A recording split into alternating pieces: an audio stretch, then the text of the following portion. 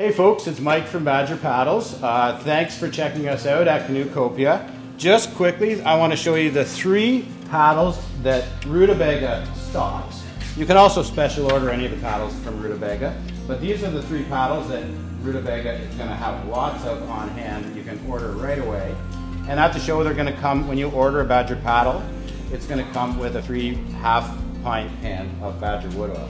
So this is the Badger tail, the tripper, and the sliver. Beaver tail, traditional otter tail, skinny otter tail. Check out the rest of the video for more details on the paddles.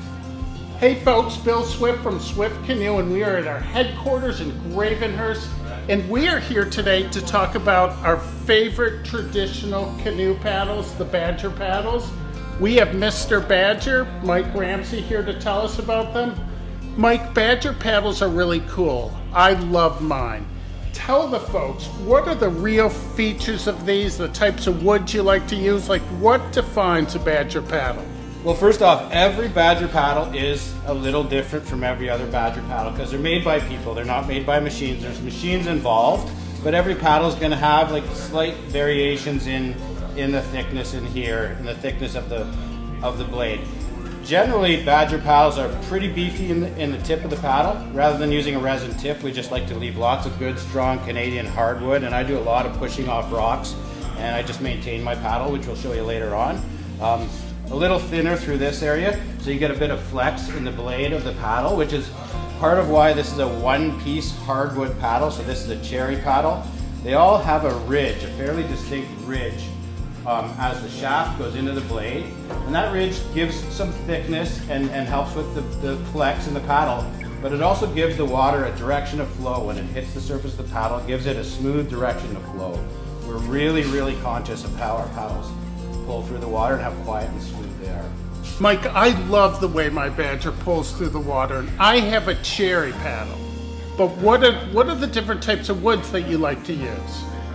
Well, if you ask me, cherry is just about ideal for a paddle, but we do use about 4 different kinds of woods most of the time, and every once in a while we get a real piece of unique wood as well. But cool thing about cherry, I'll start out with cherry. There's a cherry paddle, there's a cherry paddle. You notice there's quite a bit of difference in these 2 paddles.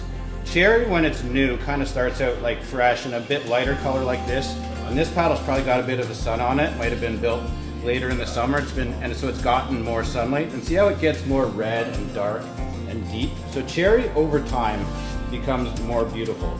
It also has really nice natural flex. It really holds oil well, and it's easy to maintain, and it's just about the right weight for how tough it is. So beautiful and really functional, and a nice medium weight. And I'm a tripper. I don't like to have, you can have ultralight stuff. So here's a sassafras paddle. Sassafras kind of looks like ash, where it has a strong grain in it, but it has a bit more of a caramel color where the ash is a bit lighter in color. Sassafras is really light, and it has a lot of flex. So if you're buying an ultralight Swift canoe, a sassafras is often a really good complement to an ultralight canoe. It's kind of like the carbon fiber of canoe paddles, but really flexy as well. So if you like a little bit of whip, and again, we can beef that up a little bit so it doesn't flex as much, but that's a pretty normal sassafras paddle right there. Ash is tough. It's really tough, and it's got a very strong grain. So we do some paddles in ash for the people who like a really tough paddle, and it's a little bit heavier than the other paddles. This is just an example of a customization. So this is a laser engraving. So you can always add a laser engraving to the paddle that you buy. And walnut. So walnut, again, is a beautiful wood, and it gets deeper and darker with age. We don't always have walnut, especially these days, because walnut is really very expensive. So when we can get walnut, and when we can get some nice light walnut, we buy it. And when you see a walnut Badger, and if you want one, scoop it up, because they're not always around. But there's walnut.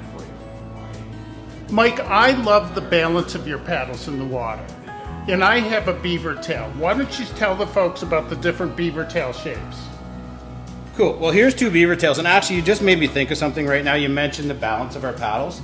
So One thing that we're very, very conscious of, when I'm building a paddle, I'm always conscious of the swing weight. So the paddle, you should have less weight towards the blade of the paddle and more towards the shaft.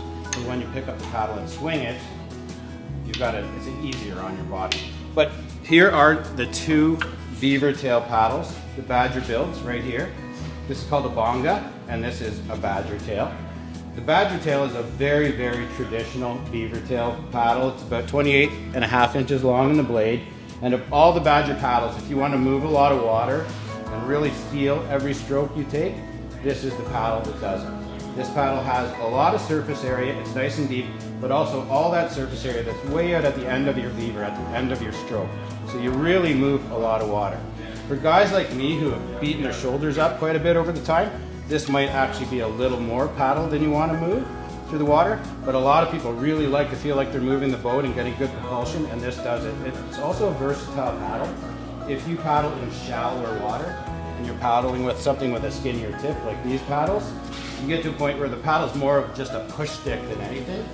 This paddle has some surface area down low, so if I can only get in like 8 inches of water, then there's actually some volume of the blade for me to do that. The bonga is this beaver tail. I call it a teardrop style beaver tail, but it's shorter and wider, so it's great for, say you're doing a little bit of moving water, or you're in shallow water if you paddle in rivers. The bonga is a really versatile paddle. The other thing that I use a bonga for is in a pack boat, and as my spare paddle. So in a pack boat, you're sitting down low on the bottom, and you want to go with a short paddle. But if you have a really long blade, there's a lot of blade to pull up out of the water every time you take a stroke. So the bonga is a nice, smooth, quiet blade, nice short paddle that's manageable. You can wield in a small pack boat. I also love the bonga as a spare paddle because it's got a lot of shaft, so I can have a short spare that does a good job for me as well. Mike, you are really passionate about these paddles. We can all feel it. So let's start now with the Otter Tails, the most popular Badger paddle. Yeah, for sure. The Tripper. The 60 and 57 inch Tripper. I've built a lot of those. This is a Tripper here. There's the Tripper in cherry.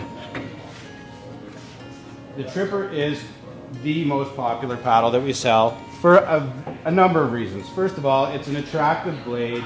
It's very quintessential Canadian classic paddle, but it's got lots of surface area. Because it has a smaller, rounded, more fine tip, it's a little more quiet when you put it into the water. If you put a beaver tail or something a little more square into the water, you get more of a plump. If you like to sneak up on loons and birds and moose and stuff like that, a nice quiet paddle to put into the water is nice. So the Tripper has lots of surface area, doesn't load your shoulders too badly when you first take a stroke. It's nice and smooth, and it's quiet. And most people paddling across an Algonquin Park lake are going to be really happy with a paddle like this in their hand. So Mike, I love the Beaver Tails and Otter Tails, but I know that you've got a personal favorite. Why don't you tell the folks what it is and why you like it so much? So this is the Sliver, and it's my favorite. And of all the paddles we do, it's the smoothest, the quietest to pull through the water. Also, I've really hurt my shoulders a lot over the years, and when I take a stroke with this paddle, it doesn't immediately load my shoulders. Sort of gradually does the job. And yeah, sometimes I might have to increase the cadence of my stroke to get across the lake or to move a little quicker in the wind. But I'm not pulling a big, huge blade through the water every time when I don't need to. So I like the Sliver. Yes, it looks skinny. It really does a great job. And nobody ever complains that I'm not doing my job moving the canoe when they're in the boat with me. So I think it works great. So Mike, your favorite's the Sliver, but you do another really cool one as well. Yeah, so the Feather looks a lot like the Sliver. The difference between a Feather and a Sliver is basically about 4.5 inches at the end of the paddle there.